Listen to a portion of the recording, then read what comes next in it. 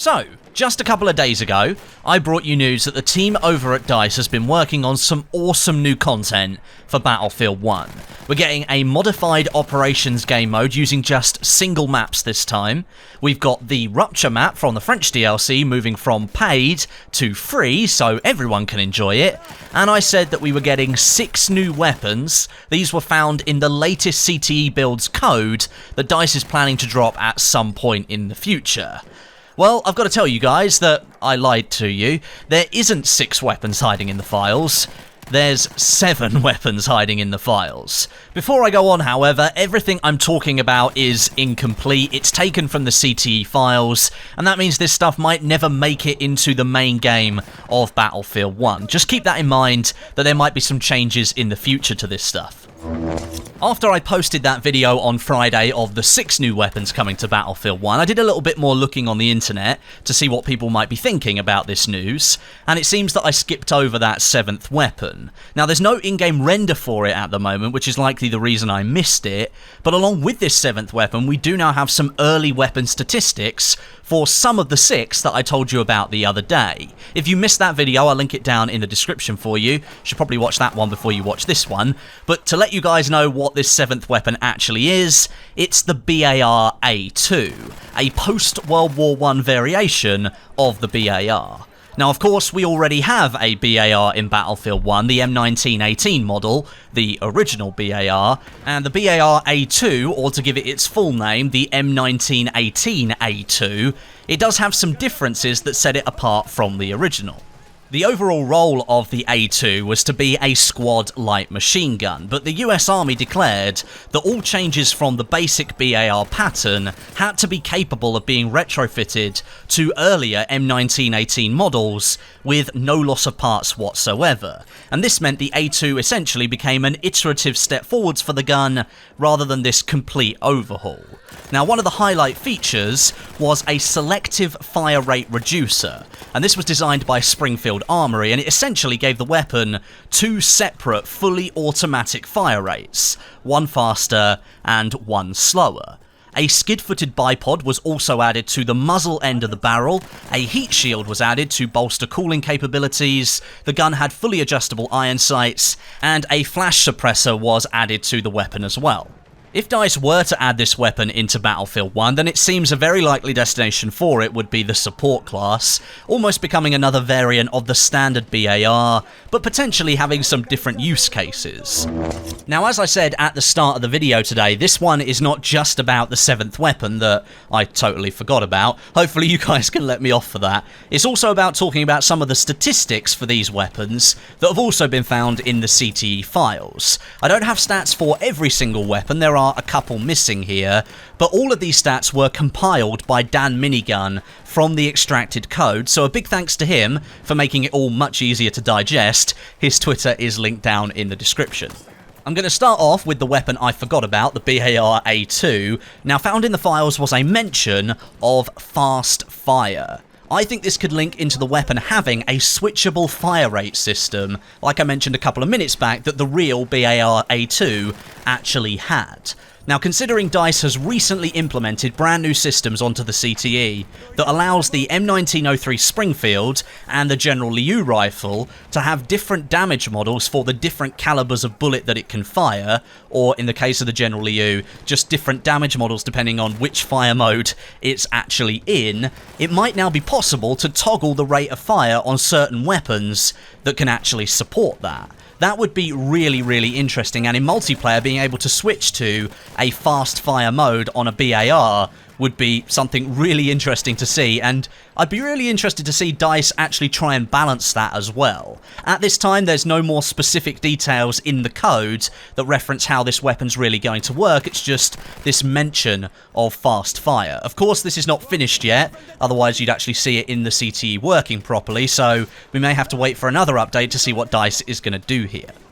Next, we have the single-action army revolver, or to use another one of its names, the Colt 45. I'm just going to use that from here on out because it's easier. According to the data here, we might also have some rate of fire differences as well. We have 2 different values for this pistol. 257 and 138, and the 138 is under a different entry called Rate of Fire for Burst, which is a little bit confusing because the revolver can't do burst fire, but Dan suggests this could be that when you're not aiming down the sight for the Colt 45, the gun is fanned, and that means you have one hand on the trigger and your other hand hits the hammer repeatedly for a faster rate of fire. Now, of course, this gun is held in high regard in the real world, being affectionately called the gun that won the West, and fanning a revolver is something you see a lot during showdowns. So I'll leave that to your imagination, but I know DICE's animation department would have an absolute field day if that were the case. After the Colt 45, we do have some data for the M1919 Thompson submachine gun, but nothing mentioned for the Thompson Annihilator, which is a separate weapon model I showed you in the video the other day. Obviously, we're looking at unfinished code here, but we only have data at the moment for the M1919 model. The weapon appears to embody the trench broom that Mr. Thompson really wanted it to be when he first designed it. Most armies and nations were desperately trying to break that stalemate of trench warfare during World War I, and a new type of thinking was needed to clear the trenches of enemies should they actually be reached. Now, Germany developed the MP-18, and the Thompson was due to be America's answer.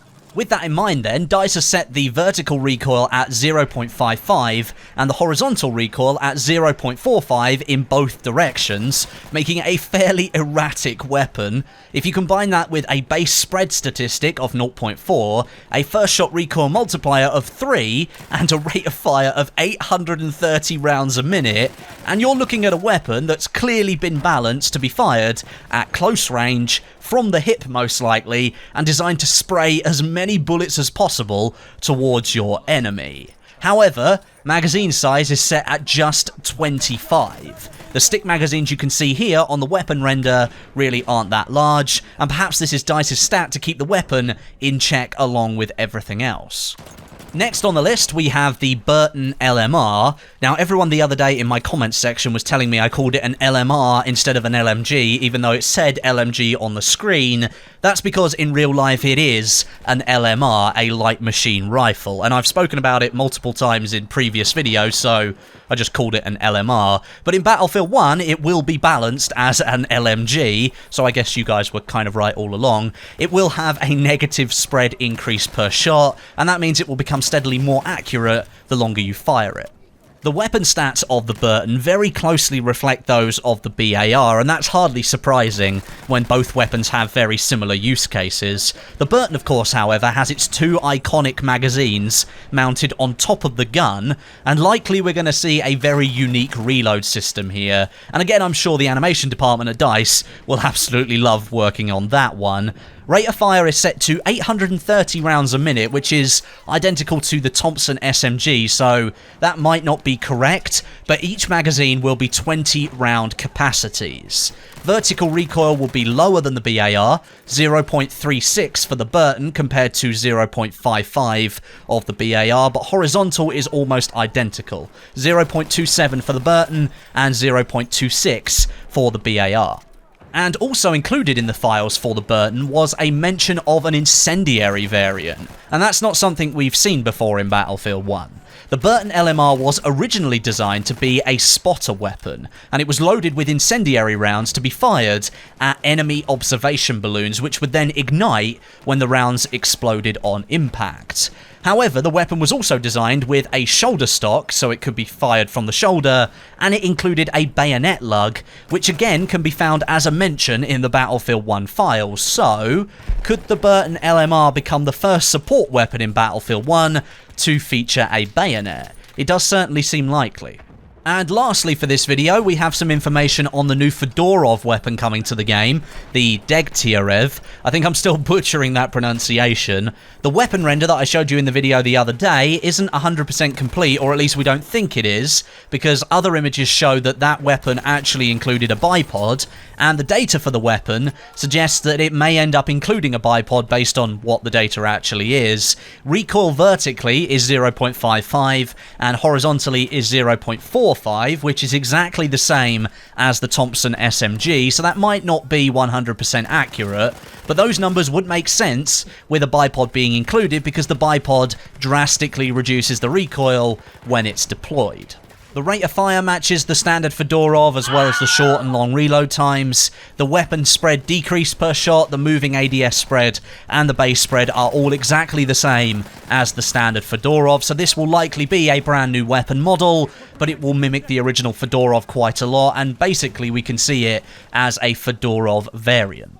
Currently, we don't have any data for the Mosin M38 carbine, and as I mentioned, no data for the Annihilator Thompson either. Should anything appear for either of those, I will keep you up to date, however. But that's pretty much your summary now of the 7 new weapons that DICE appears to be planning to add to Battlefield 1 in the near future. Let me know your thoughts down below in the comments section, share your opinions on what you've seen today, and if you liked the video, do drop it a like or feel free to dislike the video if you didn't enjoy it. Subscribe for more Battlefield content, both Battlefield 1 and Battlefield 2018 in the future, and turn on notifications so you don't miss any videos. But until next time, my name is Westie, and I'll catch you guys in the next video.